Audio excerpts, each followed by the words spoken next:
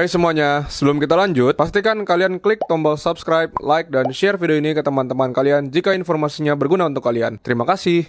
Selamat datang di Java Pet & Company. Kita balik lagi untuk bicara mengenai Q&A. Bukan kita bicara, kita akan membacakan pertanyaan-pertanyaan lagi dari kalian yang udah memberikan pertanyaan. Ada berapa pertanyaan dari kameramen yang udah dikirim ke saya? Mungkin 10 kali. Langsung aja. Yang pertama dari Bagus Yudo. Om, mau tanya, batu jeruk saya kenapa sering kena BJ, brown jelly? Dan penyebabnya karena apa ya? Supaya saya bisa jaga-jaga. Makasih Om. Nah, brown jelly ini kita udah pernah bahas di Q&A sebelumnya. Coba kalian buka-buka, cari bagian mana yang brown jelly. Gimana nyarinya susah. Kalian buka-buka di playlist. Kita udah taruh di playlist khusus di YouTube kita. Kalian cari-cari lagi mengenai brown jelly, tapi sekilas mengenai brown jelly adalah dia sebenarnya terinfeksi bakteri-bakteri patogen, di mana mungkin dia itu ada luka atau dia ada terserang hama, akhirnya dia bisa brown jelly. Jadi coba kalian dip dulu, dip pakai Coral RX. Menurut saya sih Coral RX tuh masih tetap yang terbaik ya. Ada banyak macam untuk Coral Dip, dari Red Sea juga ada, terus dari Seachem juga ada. Seachem tuh apa namanya? Reef Dip, itu juga oke. Cuman kalau saya sih lebih sukanya, lebih cocoknya Coral RX sama Dr. Tim. Menurut saya dua itu jos, karena dia bisa menyembuhkan juga. Dia bisa menyembuhkan luka. Terus pastiin parameternya juga. Parameternya itu oke nggak? Jangan sampai kalian udah treatment dia, kalian udah obatin, tapi parameternya juga masih acak-acakan, ya sama aja. Saya rasa itu ya, nanti cari sendiri jawabannya yang di Q&A sebelumnya. Next, Dani Chan. Om Ponto sukses selalu. Mau tanya kenapa ikan onde-onde saya gampang mati, padahal makannya rakus. Udah dicari di forum-forum tapi nggak dapet info lengkap. Sama bikin konten lagi tentang ikan-ikan yang sulit part 2. Terima kasih sebelumnya. Oh iya, boleh juga nih konten. Makasih ya Om Dani ya. Sebenarnya gini sih, onde-onde itu kan ikannya cantik banget sih memang. Cuman dia itu memang jenis kerapu ya. Dia sejenis kerapu lah. Dia pemakan live food sebetulnya, carnivore. Dia itu akan susah makan pelet. Dia akan gampang sekali, suka sekali dengan rebon, mau rebon beku, mau rebon hidup, pokoknya sesuatu yang berdaging dia tuh suka sebetulnya.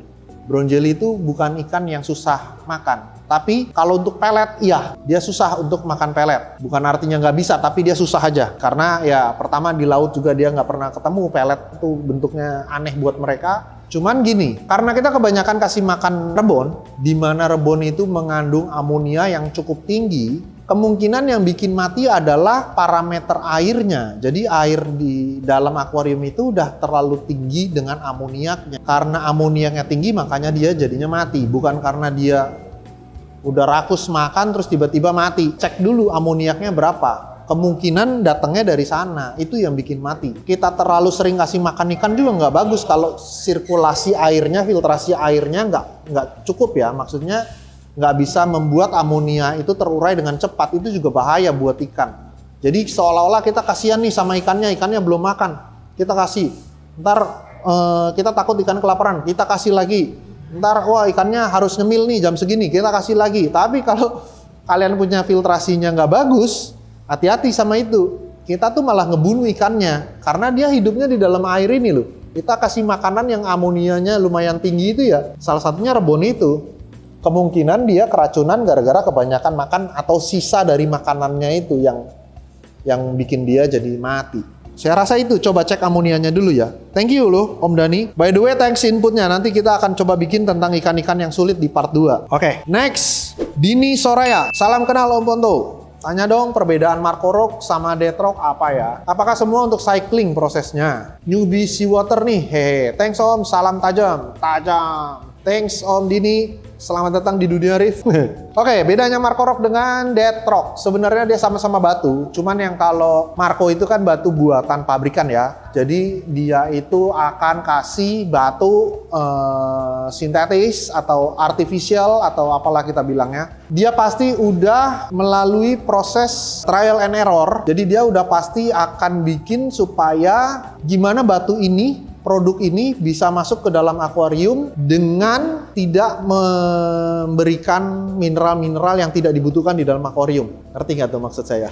Jadi kalau bedanya sama dead rock itu kalau kita bikin batunya jadi dead, kita kan harus jemur dia, kita keringin dia. Nah, saat dead rock ini kita pakai di dalam akuarium untuk membantu proses cycling, ya kan sebagai rumah tinggalnya bakteri juga dead rock itu. Marco Rock juga sama, ya batu itu buat itulah. Cuman dia akan merilis dulu fosfat sama nitratnya. Dia akan terus keluarin selama dia belum jadi tempatnya bakteri yang anaerobik. Dia pasti akan merilis dulu fosfat-fosfatnya. Cuman kalau misalnya Marco Rock, dia udah fosfat free dan nitrat free. Jadinya bisa langsung dipakai, tinggal masukin starter bakteri, ya udah bisa isi sebetulnya. Cuman ya bertahap, jangan langsung full karena ekosistemnya juga pasti belum siap. Saya rasa itu bedanya. Selamat mencoba Om Dini Soraya. Ini Om apa Tante nih? Ya salam kenal lah. Kayaknya namanya sih perempuan ya. Dek Dini. Next dari Faisal Maulana 86. Om Ponto, Nemo adalah ikan yang lumayan kuat di tank. Betul, setuju saya. Pertanyaannya adalah, siapa orang Indonesia yang pertama kali main akuarium laut? Nggak nyambung. Siapa ya? Jawabannya adalah bapak saya. Next, dari Febri Imam Isati. Mau tanya dong Om Bonto, kalau tank Nano Cube 45 cm, filter belakang, isi softis dan LPS, seberapa penting untuk penggunaan wave maker? Nah, ini kan kalau nano tank nih, kita kan agak susah mencari wave maker yang kecil. Biasanya nano tank ini kita coba pakai pompa yang kira-kira tendangannya atau kekuatannya tuh bisa untuk memutarkan seluruh bagian. Jadi mungkin pompanya aja gedein, mungkin nggak perlu wave maker karena wave maker itu hanya alat untuk membantu membantu untuk menggerakkan air yang nggak bergerak. Jadi kita harus kasih arus biar dia tuh bergerak sebetulnya.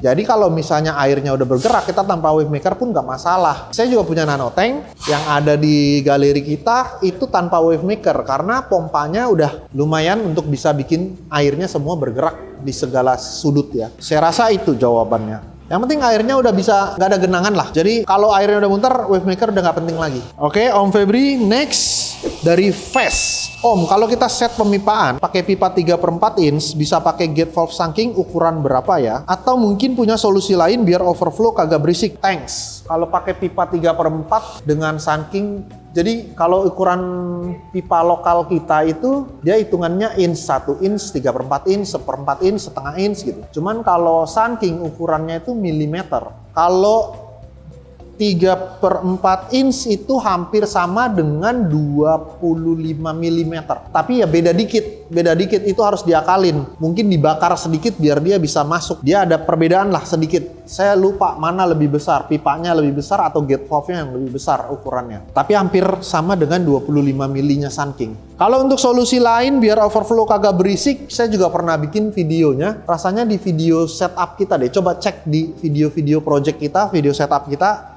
Itu ada trik-triknya tuh, biar nggak berisik. Kalian bisa cek lagi, lihat di playlist kita. Thanks Om Fes. Next, dari Gel Bogel. Wah, Gel Bogel lagi nih. Kayaknya saya kenal banget nih namanya. Mau bertanya lagi? Sama Koko ganteng. Siapa tahu sering-sering bertanya selain makin banyak ilmu, siapa tahu juga bisa dapat giveaway dari Java. Oh, giveaway ya. Boleh nanti kita coba bikin giveaway lagi. Kalau biota, mau koral, ikan, apakah ada umur atau batasan hidup mereka? Dan pada akhirnya maut memanggil mereka. Sukses terus, Ko. Dan buat Java, terima kasih, Gel Mogel. Pasti ada umurnya. Dia bukan Highlander soalnya. Yang hidupnya abadi. Ada umurnya, cuman berapa umurnya kayaknya beda-beda dan saya nggak tahu persis berapa panjang umurnya mereka. Tapi kalau koral sih setahu saya lama ya. Sampai puluhan tahun kok dia masih ada gitu. Bahkan sampai ratusan tahun pun ada. Kalau kalian tahu tuh kerang kima tuh umurnya ratusan tahun loh di laut. Terus kayak sea fan atau apa akar bahar itu lama banget, ratusan tahun lah umurnya. Cuman kalau ikan itu kayaknya lebih pendek ya. Ikan bisa sampai mungkin ada yang puluhan tahun, ada yang ratusan tahun, mungkin ikan-ikan purba ada yang ratusan tahun. Saya nggak tahu umurnya berapa panjang. Tapi setahu saya sih panjang lah. Panjang. Cuman ikan pasti lebih pendek umurnya dibanding koral. Bisa browsing di Google nanti. Thank you Om Bogel. Next, Budiman. Koko mau tanya, kalau ikan laut kasih makan nori, rumput laut, kira-kira parameter air bisa rusak nggak? Nah, oke, ini pertanyaannya oke nih. Nori adalah salah satu yang paling aman, nggak mengganggu parameter, beda sama rebon ya. Kalau rebon atau live food biasanya dia lebih ngacauin tingkat amonia, fosfat dan nitratnya tuh pasti tinggi gitu. Cuman kalau nori itu salah satu yang hampir nggak pengaruh. Nori itu paling oke sebetulnya dibanding makanan lain. Cuman ya memang harus diseling lah. Sesekali dia butuh yang proteinnya tinggi, sesekali dia butuh yang cemilan kayak nori. Ada juga nori sebagai makanan utama kayak ikan-ikan botanah ya. Itu kan herbivore. Dia butuh nori lah, rumput-rumputan lah. Dia memang suka begitu. Tapi ada juga kayak Nemo, dia kan sebenarnya base-nya tuh, Nemo tuh karnivor atau omnivor lah, saya lupa. Cuman dia bisa nori nggak ya? Setahu saya sih Nemo nggak doyan nori sih. Cuma beberapa ikan yang doyan nori, kayak angelfish dia masih doyan lah. Angelfish tuh masih omnivore, masih bisa makan daging, masih bisa makan rumput-rumputan. Jadi jawabannya parameter bisa rusak nggak? Nggak. Tapi kalau kebanyakan makan dan akhirnya ikan itu dia keluarin lagi kotorannya, ya itu yang rusak sih. Kebanyakan makan, banyak buangnya.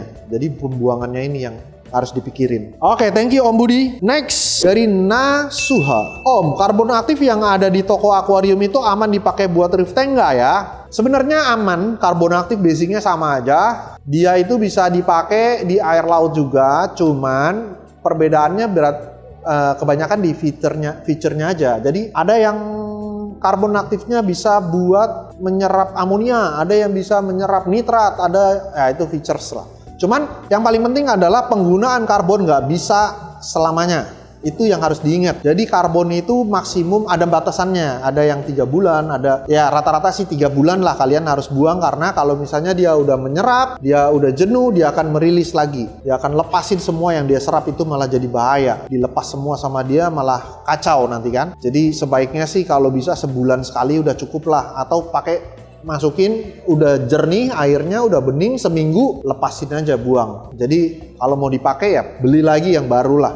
Karbon saya rasa sih nggak terlalu mahal. Oke, itu penjelasannya ya. Next, dari Tony 666. Pak Ponto, jenis ikan angel dan kepe cocok nggak untuk pemula? Terus misal dikasih makan cacing sutra bisa nggak? Bisa. Kepe sama angel dia suka makan cacing. Cacing sutra dia suka banget pasti. Cacing sutra lah, bloodworm lah, atau ya karena di alamnya juga dia makannya kan live food kan. Angel sama kepe saya rasa cocok-cocok aja untuk pemula, karena itu juga ikan-ikan hardy yang nggak gampang mati. Tapi pastikan gini, kalau untuk pemula, pastikan ekosistemnya atau akuariumnya siap dulu. Biasakan beli ikan tuh yang udah mau makan dan nggak takut orang. Jadi jangan ikan baru yang masih belum tahu kalau ikan ini hidupnya di akuarium, terus kalian udah beli bawa pulang karena tergiur harganya lebih murah. Hati-hati sama itu, karena belum tentu dia bisa survive di dalam akuarium kalian. Gimana dia bisa makan kalau misalnya dia aja masih stres? Saya rasa ikan angel, kepe cocok-cocok aja, tapi pastiin yang udah mau makan lah. Paling itu dari saya. Thank you Om Tony. Next, Ravindra. Wow, panjang nih. Koponto mau tanya dong, tempo hari saya beli Waymaker Luminos LW60 untuk tank 60 cm 45-40. Tapi semua mode saya coba semua keaduk dari bawah sampai atas. Jadi donat dan karang otak di bagian dasar semua rontok dagingnya. Padahal speed cuma 1 dan posisi Wavemakernya 3 cm di atas air. Baiknya pakai mode yang mana ya buat case itu kok. Sama kalau pakai trace element tapi dosing kalsium nggak pernah didosing, karena CA nggak turun-turun, itu bagaimana? Apakah dibuat 1 mili per minggu atau tetap per hari? Dan terakhir, apa sih efeknya kalau pada malam hari lampu V3 kita buat channel A, B, C 1%, 1%, 0%? Terima kasih kok, semoga bisa dijawab dan bisa diedukasi dan bisa jadi edukasi buat yang lain barangkali mengalami hal yang sama. Sukses terus buat Jafarif. Oke, ini pertanyaannya oke banget nih kayaknya nih. Percuma nih panjang-panjang gue bacain.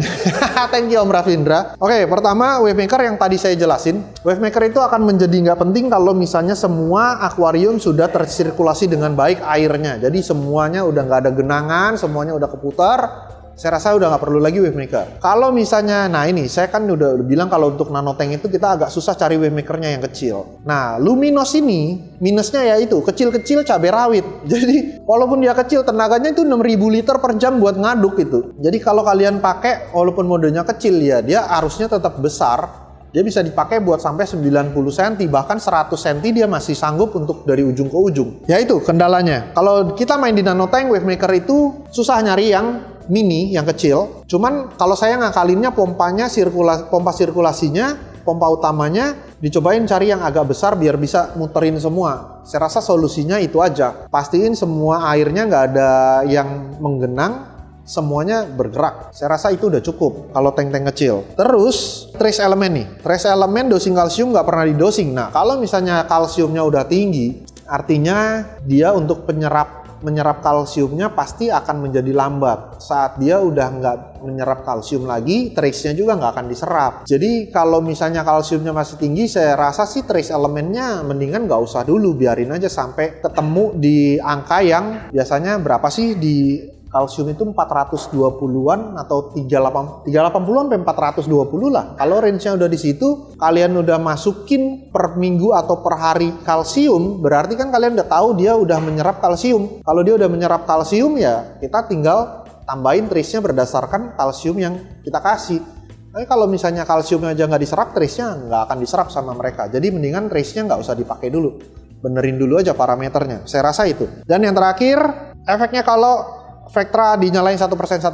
Kalau saya rasa sih mendingan matiin total aja udah gelap gulita. Biar dia bener-bener kayak istirahat aja udah gelap total. Karena biasanya juga lampu-lampu ruangan kan ya sebagian kan masih nyala. Ya anggap aja itu udah sinar bulan lah ya. Moonlight. Jadi kalau bisa di 1% sih takutnya nggak istirahat, dia tetap mekar. Kalau dinyalain mendingan matiin aja total. Kalau saya sih matiin total 100% mati, jadi udah nggak ada lagi 1% nyala 1% nyala, mendingan matiin total. Menurut saya sih mendingan begitu. Oke, saya rasa cukup puas, mudah-mudahan sih cukup puas dengan apa yang saya jawab ya Om. Thanks Om Ravindra. Habis sudah pertanyaannya, selesai video Q&A hari ini. Next kita mau, boleh tuh tadi idenya siapa tadi tuh namanya? Kita bikin ikan-ikan part 2 yang ikan susah ya. Bukan ikan susah sih, mungkin yang lebih expert. Kalau yang kemarin kan kita bahas yang beginner kan. Beginner ikan-ikannya apa, terus kita next step lah. Kita bikin ikan-ikannya apa, terus treatmentnya, cara ngerawatnya seperti apa. Mungkin saya juga pengen update ini nih, saya udah seneng. Jadi ikan-ikan yang kemarin saya masukin di sini, mungkin nanti saya update lagi. Mereka udah nggak saling serang, tajam lah. Terima kasih, sampai ketemu di next video. Bye-bye.